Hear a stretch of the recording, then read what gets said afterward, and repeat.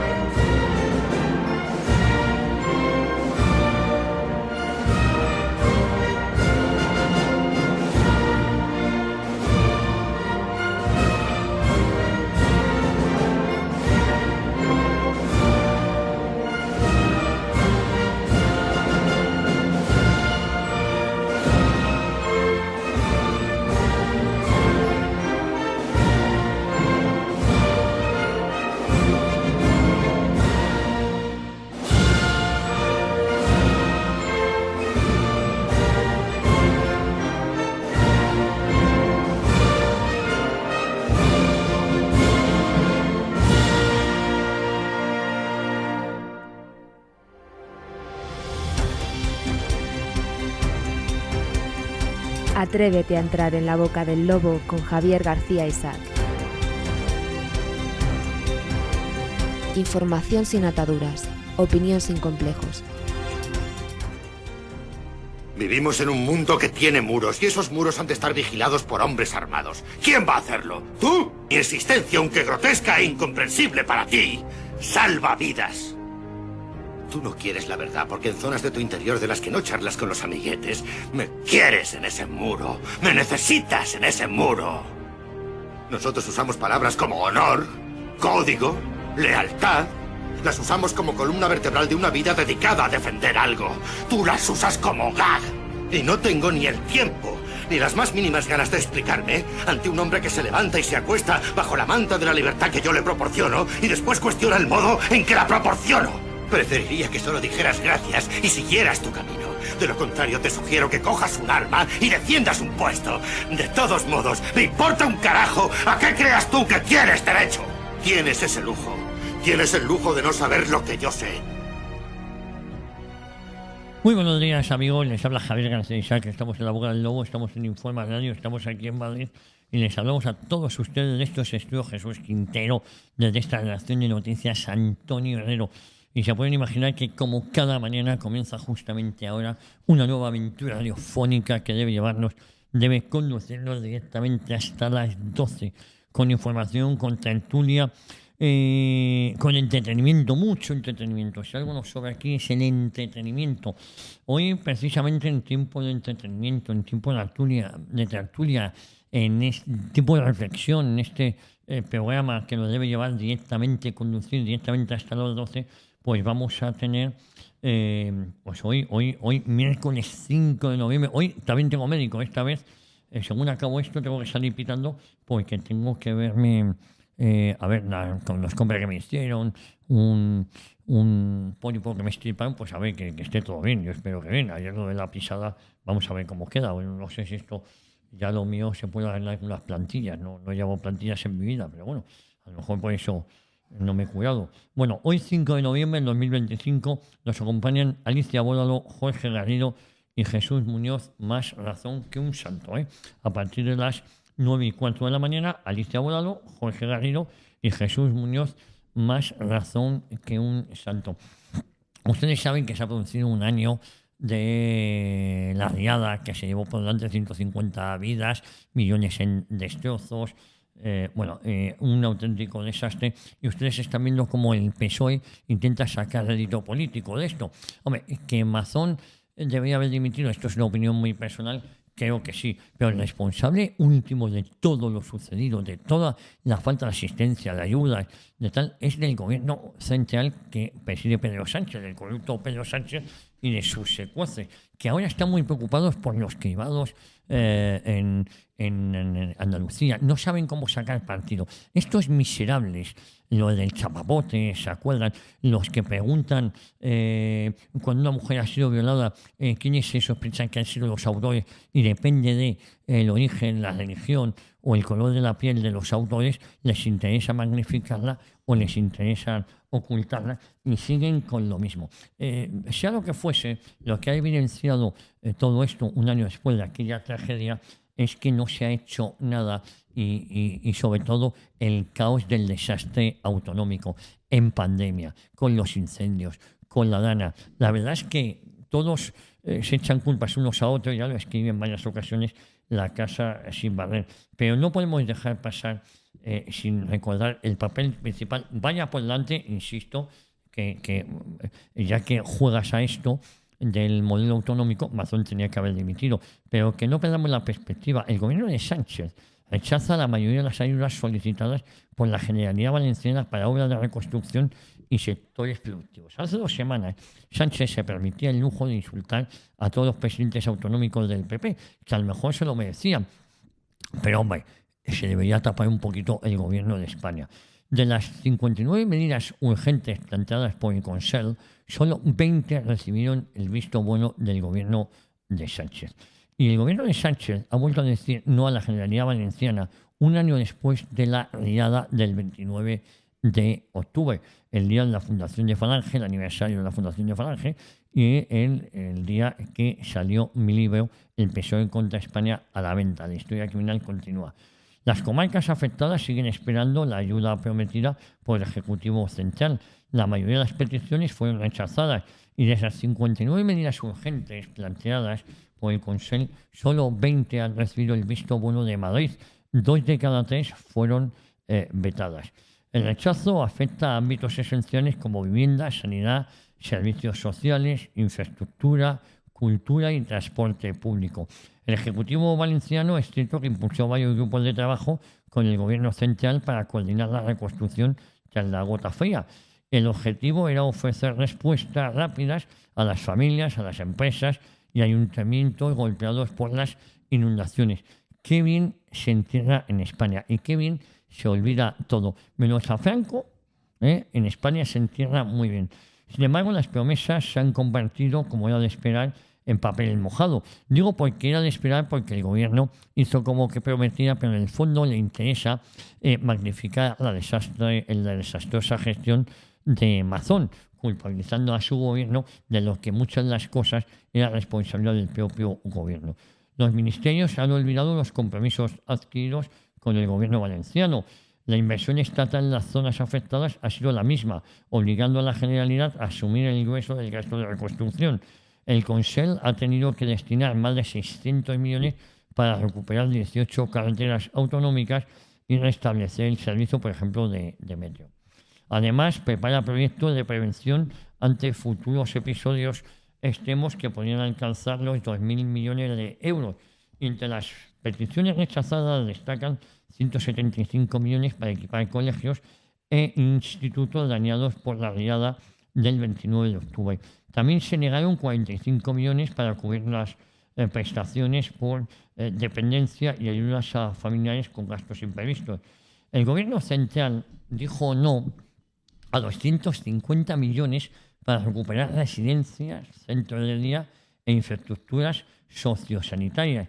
Y tampoco aprobó una partida de 2,6 millones destinados a crear un centro de acogida temporal para los vecinos que perdieron su vivienda. Estos son los apoyos que ofrece el gobierno de Pedro Sánchez a los vecinos afectados. Y esto se debe saber también, que está muy bien pedir la dimisión de Mazón, pero también tenemos que saber cuál es la responsabilidad del gobierno central. La Generalidad pidió acceso a 1.050 viviendas de la Sareb para realojos. En Madrid solo cedió 186, ignorando la magnitud del problema. Les piden más de 1.000 viviendas y les conceden 186. Los proyectos de mejora en carreteras, depuradoras, puertos, parques naturales han sido financiados únicamente con fondos autonómicos. El gobierno de Pedro Sánchez se ha borrado, se ha quitado de en medio. Por ejemplo, la línea C3 de cercanía sigue sin estar al completo, al 100%, sigue sin servicio completo. Y el plan para soterrar vías de Alfayar y Sedaví continúa paralizado ese proyecto. Y también fue rechazado la cofinanciación de la tarjeta gratuita de transporte Recuperen Valencia y otras actuaciones urbanas. Es decir, han hecho presa a por Mazón y se han olvidado de su propia responsabilidad. De eso se trata. Nada de lo que haga la izquierda es por su bien. Nada será para mejorar la vida de los ciudadanos. Es una organización, insisto, una organización que no criminal y corrupta, el gobierno de Sánchez y el PSOE en sí mismo. Pero es que, miren, de los 340 millones para reparar infraestructuras agrarias y caminos rurales dañados, quedaron fuera las ayudas estatales. El gobierno tampoco atendió las solicitudes de apoyo al sector hostelero ni las ayudas para el patrimonio cultural valenciano. ¿Ustedes se acuerdan cuando fueron miles de valencianos de todas partes a ayudar? Es que no querían que fueran a ayudar. Es que estos mamarachos se negaron y criminalizaron a los voluntarios llamándolos miembros de la extrema derecha, que a lo mejor lo eran, y digo lo eran para sus estructuras mentales. ¿Y cuál es el problema?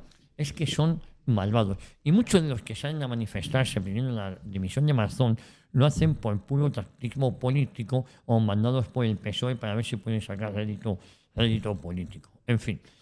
En total, las negativas de Moncloa obligan al Consell a endeudarse en más de 4.000 millones para continuar con las obras que no deben paralizarse.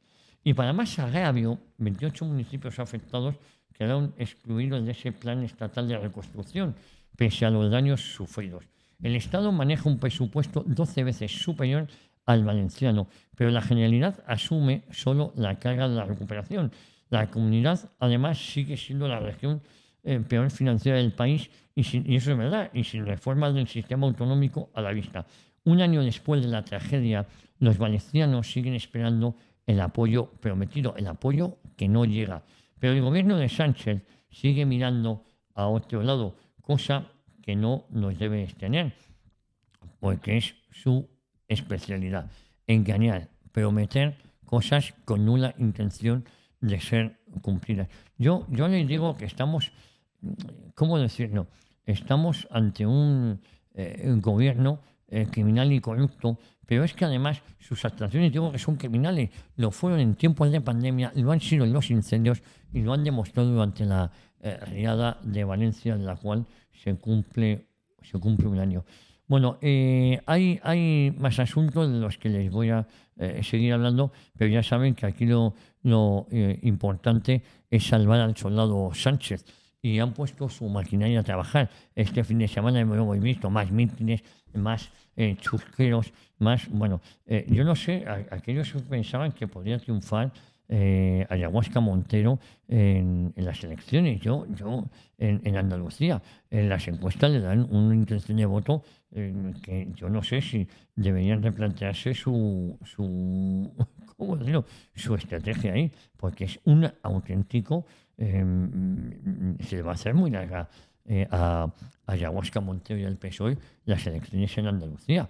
Ya sabemos que para el 15 de marzo tenemos la de Castilla y León, pero es que este año tiene que haber en Andalucía y, como no, ya lo saben ustedes, también en Extremadura.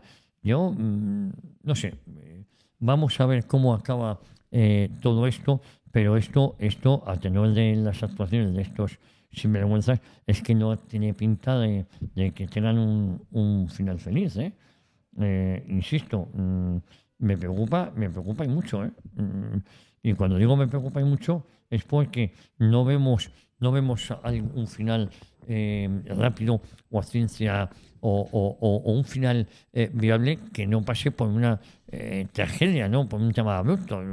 Es muy fuerte lo que estoy diciendo, pero es que es muy preocupante también todo esto, Es muy preocupante también este asunto. Yo no sé qué coño estoy haciendo aquí con el ordenadorcito que me está volviendo loco, Pero bueno, ya saben aquí que nos ponen cada vez más complicado. Bueno, yo les hablaba del Frente Judicial de Coldo, eso les hablé ayer, y luego les voy a hablar de esas ayudas millonarias a la inmigración ilegal que han disparado el efecto llamada en España y Francia. Les puse la semana pasada un auténtico escándalo, ¿no? El escándalo de lo que pasó en una... y me dicen que no es el único sitio, lo que pasó en una iglesia en Las Rozas, ¿no? Donde subió un activista de Cáritas a pedir que cometiéramos una ilegalidad, que empadronáramos a 2 personas, a los vecinos de Las Rozas, a 2 ilegales en nuestra vivienda. Manda huevos que ahora se nos pida que cometamos ilegalidades. Hombre, ilegalidad, entiéndase, ojalá fuera que nos pidieran que acabáramos con eso que han llamado el derecho al aborto, que no es ningún derecho, es un crimen, o cosas así. No, te piden que metas a 2 ilegales en tu casa. Esto es algo... Bueno, en tiempo de tertulia y en tiempo de análisis, a partir de las 9:15, aquí en estos estudios Jesús Quintero. ¿Quién va a tener hoy? Se lo he dicho, Alicia Bólalo, Jorge Garrido y Jesús Muñoz, más razón que un santo. Hablaremos de economía, será con nuestro amigo el magnífico Esteban Pacios. No, de economía ha dicho Esteban Pacios, no de economía. Nuestro amigo José Luis Barceló y sumundofinanciero.com. Si es que somos capaces de organizarlo, un día sí y 2 no. Y de deportes, eso sí, con el magnífico Esteban Pacios. ¿Cómo lo pasamos? Le damos mucha pasión y poco rigor a las noticias deportivas. Y con el genuino Tata Barceló, edatv.news, con todo su equipo, edatv.news. El equipo de Tata Barceló, aquí en esta redacción, Gonzalo Lumpinilla, Alba, la roca venezolana de Rafa Escalona y el oro líquido de Córdoba, Juan Pulido. Bueno, echamos mucho de menos a esa perla del Caribe que es Adaís Casares, pero me dicen que no está nada mal en Zurich, que se está adaptando como puede a la vida de Zurich, que no es fácil, ¿eh? No es fácil adaptarte a un país que, por cierto, es bastante aburrido. Yo que lo conozco, pero bueno, si te buscas un grupo de amigos y tal, y comidas y cenas en casa, porque en la calle es carísimo la vida en Suiza. Pero bueno, también es verdad que el novio es un encanto y se ha ido bien servido, ¿eh? Porque para irte a Suiza a vivir tienes que negociar unas buenas condiciones. Bueno, seguimos en contacto con Adaís Casares. Bueno, y luego está pues Alfonso, está Javier, está también Gonzalo Pompón. Gonzalo Pompón, me gusta eso de Gonzalo Pompón. Y tenemos también pues a Nico en diseño y todas estas cosas. Bueno, con quien contamos como cada mañana, de la mano de la singularísima Cristina Sol, nuestro informativo, nuestra caja de Pandora y nuestro termómetro de 1 a 3 del mediodía, tomándole el pulso a la información al mediodía, de 1 a 3 del mediodía. Y no nos olvidamos quiénes están a los mandos de la nave en la dirección técnica. ¿Quién está? Pues está la inimitable Cecilia Jara, que hace posible que esto llegue a sus terminales con su equipo técnico, David Sánchez y Eduardo Vidal Jr., que va a ser papá. Está feliz porque va a ser papá.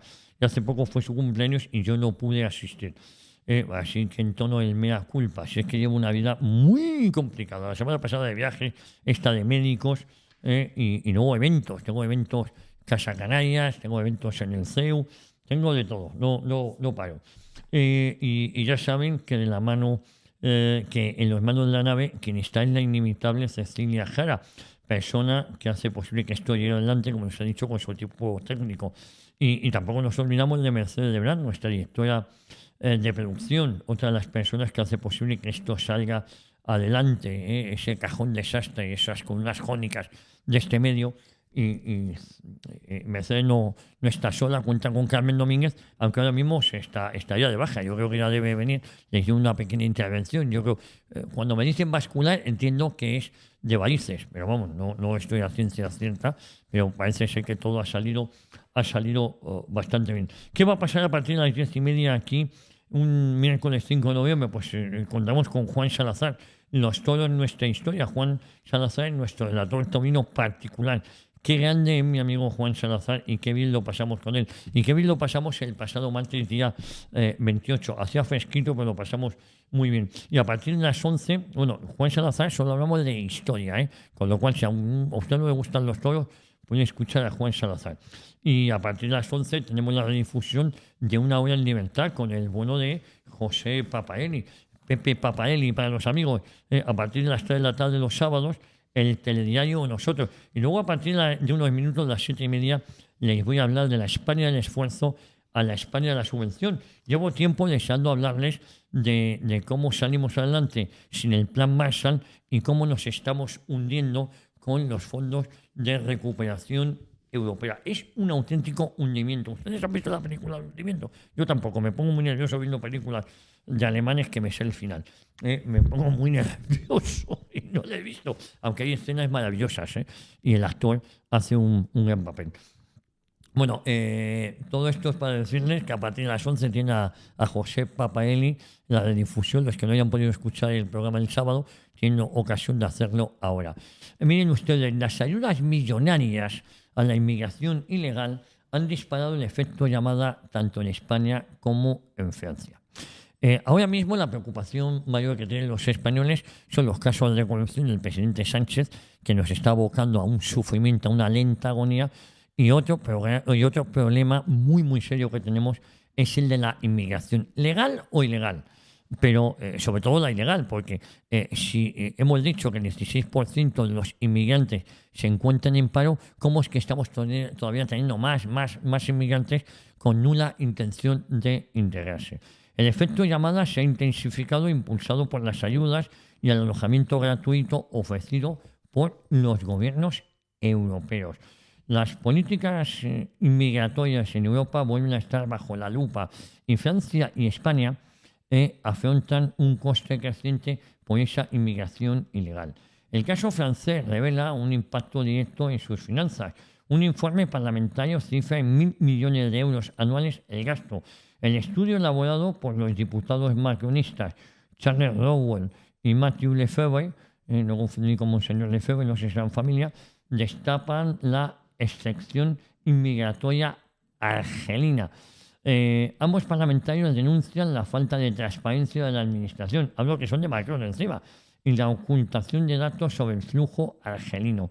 El acuerdo franco-argelino de 1968 debía limitar el acceso a ayudas, pero hoy es una puerta abierta a beneficiarios sin reciprocidad. Los argelinos disfrutan de ventajas excepcionales en Francia, pueden reagrupar a sus familias con menos requisitos que otros extranjeros. Solo necesitan 12 meses de residencia frente a los 18 exigidos al resto, y también se les pide menos recursos económicos. El informe denuncia que el 24% de las solicitudes de reagrupación familiar de 2023 fueron de ciudadanos argelinos, no de otras nacionalidades. Este número es más del doble de su peso en la inmigración total del país, que apenas alcanza un 10,5% según datos oficiales. Estos parlamentarios alertan del riesgo de sostenibilidad del sistema, que ya tensiona las cuentas públicas y genera malestar social en Francia. Es decir, como resumen, no vinieron a pagarnos nuestras pensiones, van a hacer que el modelo de bienestar social que disfrutaba gran parte de Europa, muy especialmente en España, salte por los aires. Es insostenible. Y en vez de tomar medidas sencillas contra la inmigración, lo que pretenden es hacer una reforma de pensiones para limitar los derechos de aquellos que llevan toda la vida trabajando. Esto en Francia y esto acabará pasando en España.